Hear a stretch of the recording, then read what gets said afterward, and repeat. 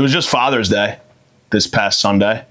And this was a very special Father's Day for me. This specific Father's Day 2025, has been my best Father's Day in my entire life. It's the first Father's Day in 12 years where my biological baby boy hasn't tried to hit me up and like reconnect with me. It's the first time. Every fucking year on Father's Day, my biological baby boy just hit me up. Hey, Dad, could we maybe get coffee sometime, you and me, get to know me a little bit, be in my life, be present in my life. I kind of need a father figure right now. That's how my son sounds. You think I want to raise that? That's how that kid sounds. Hey, Dad, show some chest. I fucking deserted you and you're coming at me with, hey, Dad, like you're timid? Sure, that's probably because I wasn't there to raise you correctly, so that's why you sound like such a pussy, but like, come on. So he texts me every fucking Father's Day. Hey, Dad, do you mind? Or should I call you James? Should I call you Mr. Lennon? I don't know what to call you. I know that I have tried calling you many times, and you don't pick up. And then I like put my read receipts on, and then I leave them on red. Because technically that's a gift to him because he's been trying to play catch with me his entire life. And I just throw him a fucking hint. So catch a fucking hint, buddy. That's our version of catch. You got to catch a hint. Okay? I don't want to raise you. Do you think I want to raise you? The answer to that is yes, I do. But to be completely honest with you, if I were to be, I'd be a great dad. Let's face it. I'd be a great dad. Great dads don't breed people that are successful. My dad was great. Great dad. Inspiring, loving, caring, all the good stuff. Checks all the boxes. This is the product of a good dad. No job. Doing a podcast. For nobody. Think I want my son to have that? No. I want my baby boy, my biological baby boy, to succeed. So how am I going to get my son to succeed? Bail on him. It's the perfect recipe. Fucking every celebrity, everyone that's successful didn't have a dad. That's a fact.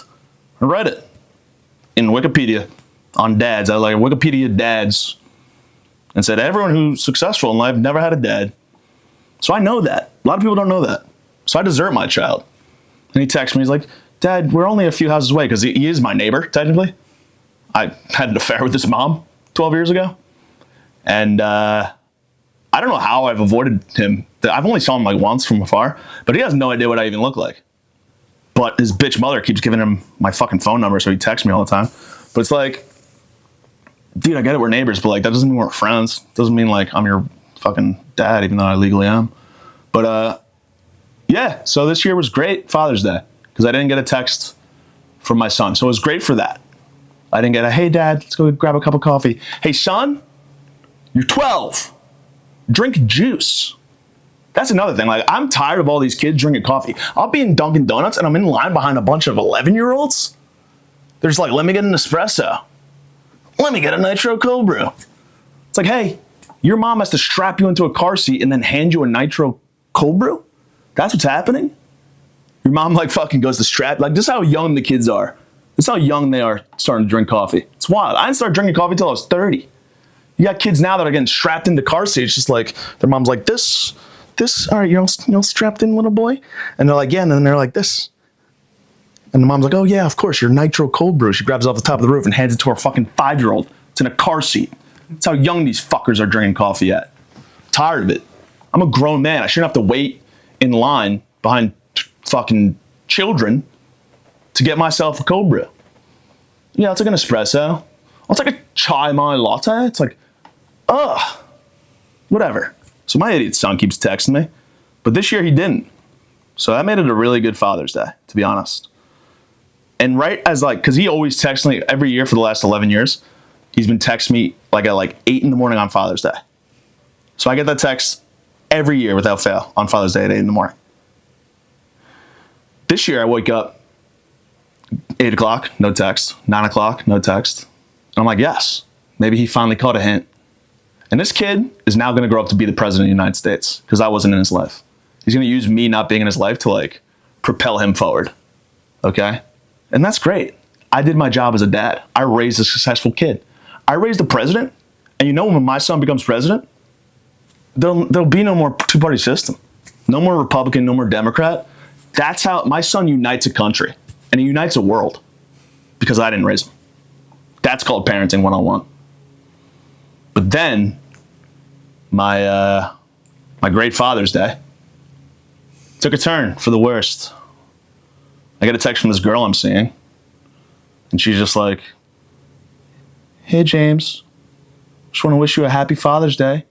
I'm pregnant." So now I'm like, fuck. Can't have 2 fucking kids I'm deserting, because then that makes me a bad guy. If you have 1 kid that you desert and it becomes to be president, you're a good guy. If I have 2 kids that I desert, that's not good. I'm not a good person. So I'm thinking abortion. I immediately head into my closet. Start looking at coat hangers. I'm like, oh, this one doesn't have a shirt on it. Could use a job. Put this coat hanger to work. But then before I could even respond with anything, this girl texts me back. She's like, "I think you should drive me to Planned Parenthood." And now I'm offended. I'm like, what the fuck? I tell you I don't want to raise a kid with you. You want to raise this kid with me. I'm me. Look at me. I'm the man. You don't get to say no. Not to mention this girl I'm talking about. It's not even a girl. She's 42 years old. She always wanted a kid. And now I provide her a kid. This is her last shot. This is her last opportunity to have a child. And she's deciding not to because of me? Like, hey, babe, this is it for you. And her name is Babe. She resembles a talking pig from that movie. So our parents named her Babe. She's been Babe her whole life. But anyway, I'm like, fuck it, I'll just get this girl. We'll get her an abortion. Okay? Let's abort it. So I'm outside her house in like 5 minutes. I make it there. I'm like fucking Jeff Gordon behind the wheel, dude. My fucking mom's Subaru, because I don't have my own car. Gotta use my mom's car to drive my girl to get an abortion. Drive my 42-year-old girl that I'm seeing to get an abortion. And I pick her up. And she gets in the car. And she's like, okay, she goes to her phone. She's like, I'm going to put it in the Google Maps. I'm like, hold it. I know where to go. Because as a guy that's not ready to be a dad, as soon as you hear that a girl you're seeing is pregnant, the first thing that pops into your head is directions to the nearest Planned Parenthood. Okay? So I was outside her house. I knew exactly where to go. I've never even seen a Planned Parenthood in my life.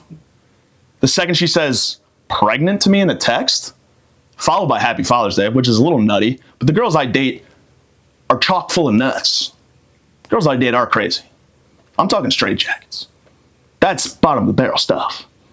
I'm a bottom of the barrel kid. Anyway, that's the first thing that pops into a man's head who's not ready to have a kid when he finds out a girl he's seeing is pregnant. Just directions to the nearest. Just fucking Google Maps in your head. Like, you guys ever see Queen's Gambit, like when she's moving the chess pieces, like in her head? That's me, but with directions to Planned Parenthood. I'm like, oh my God, I'm gonna take a fucking right off the Meadowbrook Parkway, fucking take exit 31, get off on William Street, do a U-turn by the Wendy's, and then boom, I'm in front of the Planned Parenthood. And of course it's across the street from a Wendy's, because what else would it be across the street from? It's a Planned Parenthood. Not exactly classy, but necessary. And I'm glad we have it. I'm not pro-life. I'm pro-fucking death. Look at you. You think, dude, I would have loved to be aborted. Okay? At the very least, I would have loved to have been born still. But instead, I was born with ADHD. Complete 180 there. So that sucks. You know, like, I have to go through this life now. I just have to go through it. You know how hyped I'd be if I just got to chill in my mom's belly? A couple hits of the placenta. It's fucking chilling. Then boom, born still. That'd be a good life. That'd be fun. I'd accept that. But no, now I was born just like, let's fucking go. I'm a fucking crazy ADHD piece of shit. Whatever. Fuck off. Love you, Mom. And I'm glad to be alive. But I'm in the car with this girl. This woman, this 42-year-old woman, who's giving up her fucking dream to be a child because she doesn't want me to be a part of her life. She's just using me for sex. So, drive her to the abortion clinic on Father's Day. And it was weird. Abortion clinic on Father's Day? Kind of the last place you want to be on Father's Day. It's just like fucking, I'm sitting there with Babe, my talking pig. Which, dude, talking pig? That's cool. Is she a real human being? Yeah, she is, but she resembles a talking pig. She gave me a fucking blowjob on the way to the abortion clinic. Just gave me roadhead. Got a blow jib. I can't talk. I'm going to hell. Getting roadhead from a talking pig on the way to getting that talking pig an abortion is fucking ridiculous. But that's what I did because she wanted it. I didn't ask for it. I guess that's how she calms down. Got head from a talking pig. Got a blowjob from a talking pig. Call it boar's head. Cold cuts. So she's blowing me, right? And we're on the way to the abortion clinic. And I'm like, all right, that's enough. I'm kind of over this. This is weird. And we show up and we're just sitting in the waiting room and they finally call my babe's name. They're like, babe. And she goes, and then she fucking like walks over. She hits the trough. There's a trough in every abortion clinic waiting room. A lot of pigs go there. A lot of pigs. So she hits the trough, goes in. And for a split second, I'm like, maybe I should convince her otherwise. You know what? I've already fucked up once with my other biological baby boy.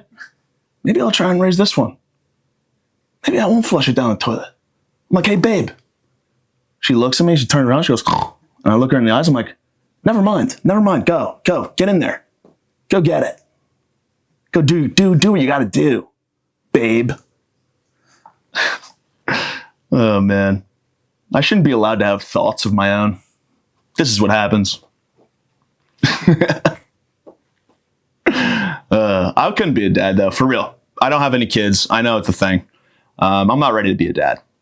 So I'm glad that I just spent 20 minutes lying to people about having a biological baby boy, which if I did have a biological baby boy, I think I wouldn't. I think that actually makes sense, not raising my biological baby boy.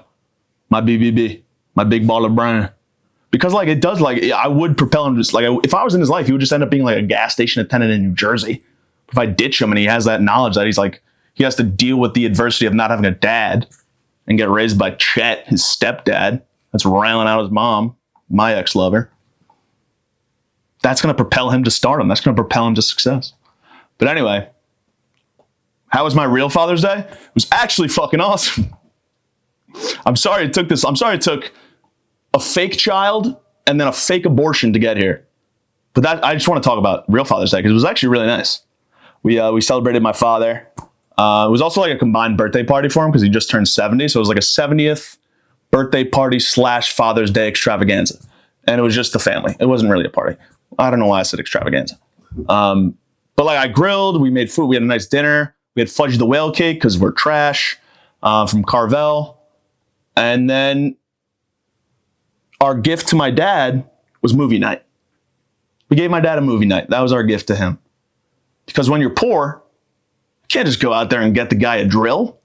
You can't go to Home Depot and get him like a wheelbarrow. I don't care what those commercials say.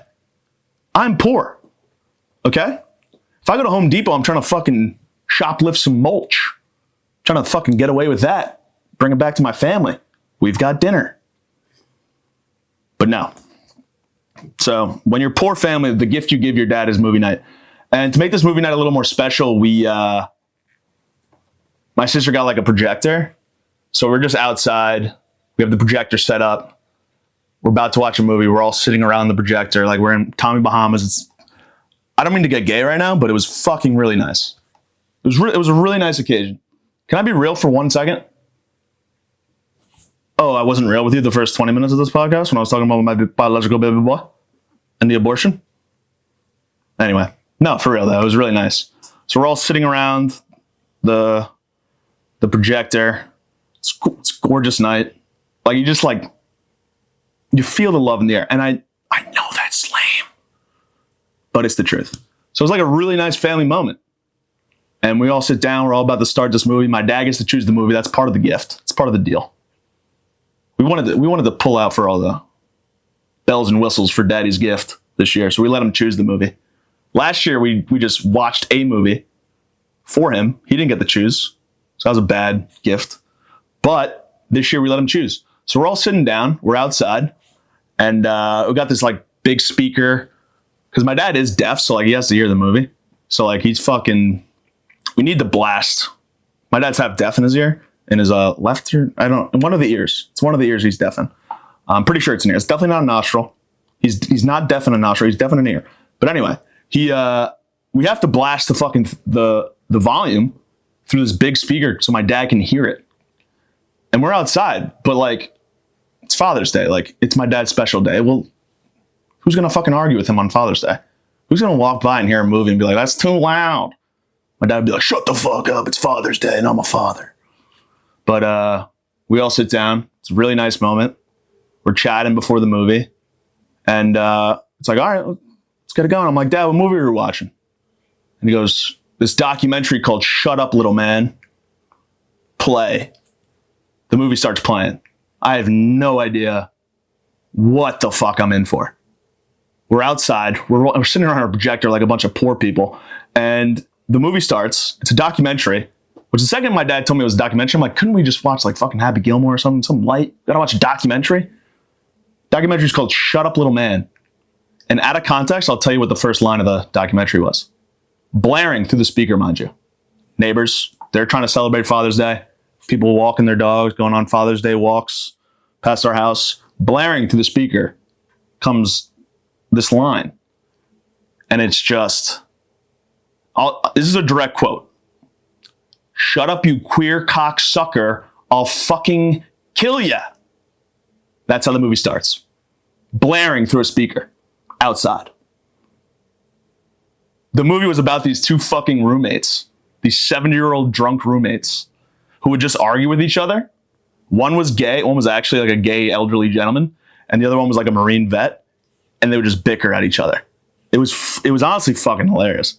It was even funnier knowing that people were like, a nice dad and his daughter were going on a Father's Day walk because they're also poor. So that's the gift from the daughter to daddy. It's like, hey, Dad, let's go on a walk. This is all I could afford to give you. So he's taking his daughter on a walk. And through the fucking speaker at the Lennons, now we're known as like the queer cocksucking family, which I don't like the sound of that. Fucking he's on a nice walk with his daughter. And all of a sudden he hears from our house just, shut up, you queer cocksucker. I'm tired of your shit. It was fucking hilarious, though. Dude. The shit they were saying. So it's a true story. It's about like these two dudes, these two kids graduate college and they move into this like shitty apartment building in San Francisco and their neighbors are psychos, a gay neighbor and a fucking old vet. And they just argue at all hour of the night. Like they're fucking drunk. They're fucking hammered. They're saying nonsense. You don't even know what the argument's about, but the shit they're saying to each other is so fucking funny. Like the gay dude will just yell at the Marine guy and just be like, shut up, little man. Shut up, little man. You're little. You're not a man. Shut up, little man. And then the Marine vet will be like, I don't respect queers. You're a queer. You're a cocksucker. You had to be there, I guess, saying this all out loud. But it's really fucking funny. Like I could just like, my neighbor's got like 2 young kids. He's celebrating Father's Day. And like where we're set up in our yard is like right by his house. And we're blasting homophobic slurs pretty much. That's the whole movie. Just funny homophobic slurs. But the gay guy's the funniest guy in it, so it's not homophobic, so it cancels itself out. But we're just sitting there. And you got to just think that my neighbor's got 2 young kids. One of his kids makes him like a nice handwritten card. And he's about to pop it open. He's going to read the card in front of the kid. Give the kid a nice big hug. So he's reading the card. Dear Dad. Oh, you spelled dad right. So good, kid. I know I had a smart kid. He continues reading. And halfway through the card, he just hears, queer cocksucker, shut up, little man. He's like, what the fuck was that? Who's that? Was there a He like checks outside the window. Is there a homophobe just outside my house? So that was my real Father's Day. Yeah, I actually do love Father's Day. I pretend not to like it because I'm not 100% sure that my dad's my real dad. I have red hair. He doesn't. So do the fucking math. Okay.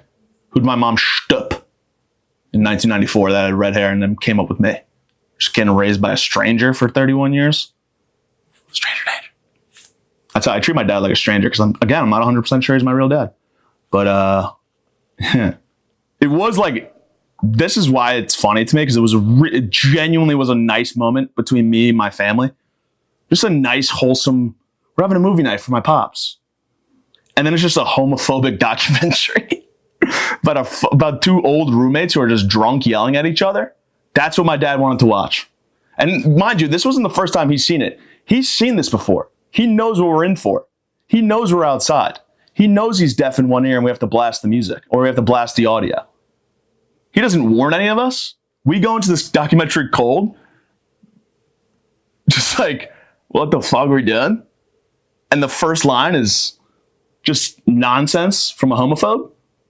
Good on you, Dad. That's very funny. It's probably the funniest thing he's ever done. Ah, man. I was driving through my town, and I drove past a promposal. You guys remember promposals? It was big. I don't know if it's still a big thing, but I guess it still is because I saw one. Promposals were like you asked someone to prom. And I hate prom. Prom was hell. And my advice to anyone, any of the youth out there going to prom, don't go. Stay in your parents' basement and get drunk. That's my advice to you. Okay? Prom is bad. I don't like prom. Who did I go to prom with? I won't say her name. Because we don't speak ill of the dead. And she's dead to me. No, she's not. But she was at the time. So I went to prom with this girl I had a crush on. And I really liked her, right? And what do you think when you're like, the fact that I'm even going with her, like, which from her perspective, I didn't know this at the time. She was taking me as a friend. And I didn't know that. I thought and she was like, prettiest girl in school, whatever, yada, yada, yada. I thought I had a chance. I was like, I'm going to confess my love to her at midnight on prom. We're going to be at the prom after house. Say, hey, I know that is just prom. It's like a silly little gimmicky thing. But I just want to let you know I like you. And then we'd kiss underneath the moonlight. Fucking Maisie Star would start playing. But you know what really happened at my prom? First of all, let me give you a little backstory. I got my suit. We bought my suit. Most people rent their suits for prom. They got a nice rental. My sister rented a dress for her prom. My older brother rented a suit for his prom. My younger brother rented a suit for his prom. But me, my dad made me go and buy one from a thrift store. My dad's like, you're going to get you a suit and you're going to be able to wear it for the rest of your life. It's a good investment. We're not renting a suit. That's a waste of money. We're going to buy you a cheap suit and you'll have it for the rest of your life. We get to the fucking suit place. It's like a flea market on the side of the road. It's like a pop-up shop that like, the life expectancy of this shop is like a day. Like it's about to close. It's like a circus. I got my suit for prom from a fucking circus. And my dad is there. And my dad's talking to this gentleman that works there. He's probably like 22 at the time. I was like 17. This dude is 22. And he's showing me suits. And my dad's like, what about this? My dad's obviously going for the cheaper one. So he's only pointing out the cheap suits to me. He's like, what about this one? I'm like, I don't like that color. I don't know. Let me try this one. This one's a little more expensive. And the 22-year-old, the guy working there, is like, yeah, try whatever one you want. Like, I think this one would look good on you. He points to the more expensive one. And I swear to God, my dad says to him, he's like, hey, to a 22-year-old working at a circus suit shop, he's slinging circus suits, which is a hard thing to say. He looks his 22-year-old in the face, says, hey, be on my side.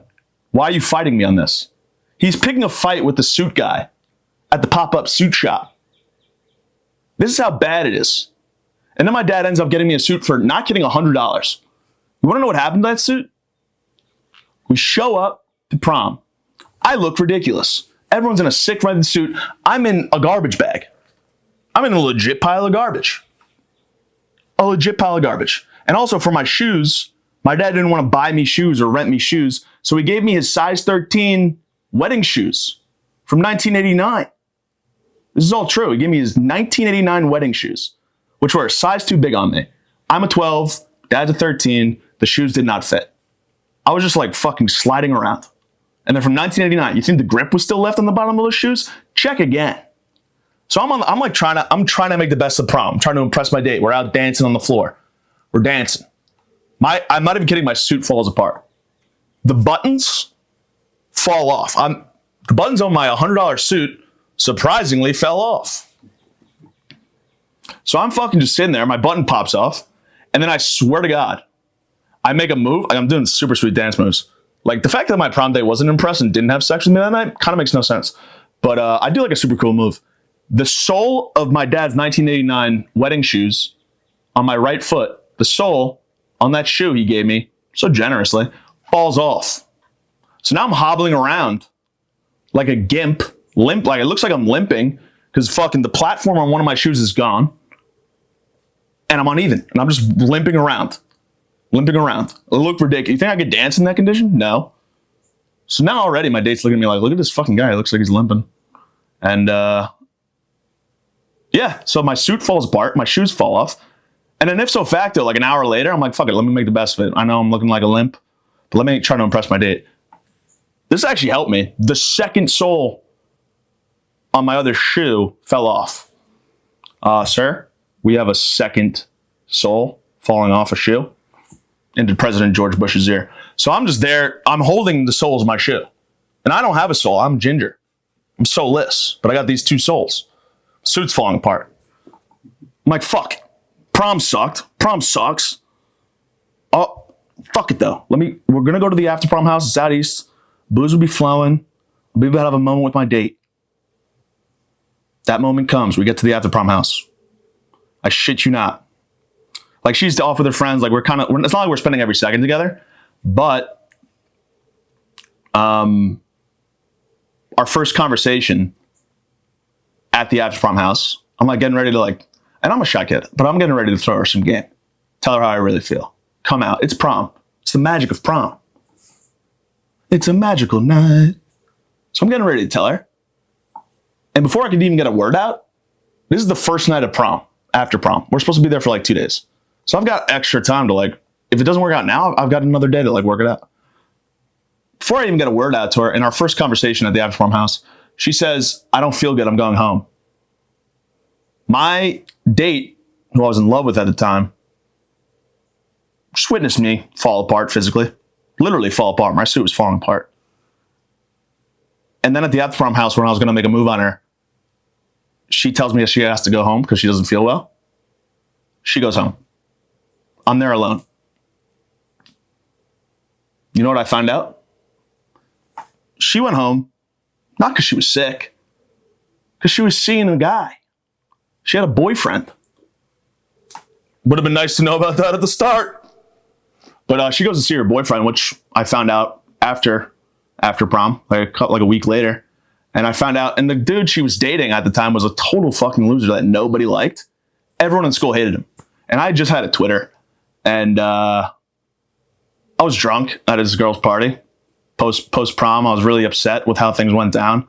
And then on top of all that bullshit, I found out that she wasn't even sick. She just wanted to go fuck her boyfriend that she liked. I was like, what about me? So I took to Twitter and I said some unflattering things about her. I subtweeted her. I said, and we're going to have to bleep this out, but I'll say it. This is what I tweeted. I was fucking 17. I tweeted out, I subtweeted her. I said, I can't believe you fucked that friendless. I'm not proud of it. Is the alliteration kind of sick? Yeah, it flowed off the tongue. I'm not proud of it though. But I tweeted that about my prom date who had a boyfriend the entire time and was playing me for a fool in a suit that didn't work. My suit didn't work. You ever hear that sentence? No. My suit didn't work. It didn't work. Can't believe you fucked that friendless. Referring to her boyfriend. I just send that out. Not kidding. 3 minutes later, the tweet is going viral within my town. Everyone I know is liking it because they know the context. They know who I'm talking about, and they all hate him, so they all think it's fucking hilarious. She texts me saying, "You're dead to me. The love of my life. My sweet baby angel who has a boyfriend." Just text me, "You're dead to me." I delete the tweet. I send her 1,000 sorries. We're cool now, but at the time it was big goss. It was hot goss. A lot of gossip. Do I regret saying that? I don't like using that word, but I had to prove a point. And I had a limited vocabulary back then. I was only 17, so I had to hit her with a fucking F-bomb. Am I proud of it? No, I'm not. But I didn't know what else to say. I was heartbroken. I feel bad for me. So that's my prom story. Didn't exactly go according to plan. Wasn't as bad as my junior prom, though. That's a story. That's a story for another time. Ladies and gentlemen, I don't know what just happened. I feel depleted, and I feel sorry for myself. Made some abortion jokes. Made poor Angel here sit through this. which I'll never forgive myself for. I owe Angel now. But that's it. Shout out Medallion Media. Go follow them on Instagram. It's right there. Just James Lennon on Instagram for me. James Lennon Comedy on TikTok. Orangutan Pirate for Twitter. And that's it, man. You know? Fuck. This episode could have been great and it wasn't. I'm sorry. Fuck. Shit. End it. Top shot of Dundada, cripple Balenciaga, fitted Louis Prada. It's a snapback, a gun pack, a Uzi bullet, rat-a-tat, a serial killer. I ain't talking about them apple jackets, stomp the yard like a nuke, my gun blitz. I'm a capital pussy nigga, I'ma pop his fucking top like a snapple, crackle like the cement in my Jordan 3s. Take a trip with my crip niggas, call it overseas. Say caution with approaching me, spraying red with roaches be. Not in the kitchen, but on my pelvis with the toast to be. Max on motherfucking seat, a blind strip you ever see. Righteous sneaks, but the heat, white girls Laguna Beach, I'm a freak. Rolling cheap, the purple diesel, flowing sicker than the measles. Dancing like beans and AIDS, patients, sharing needles, beetles, dope rocks in a crack pipe. My white girl swallow nothing, ain't vanilla ice. Paramites, dead stop, killer beat, headshot. I go venom for my pebbles, nigga, make the bed rock, yeah.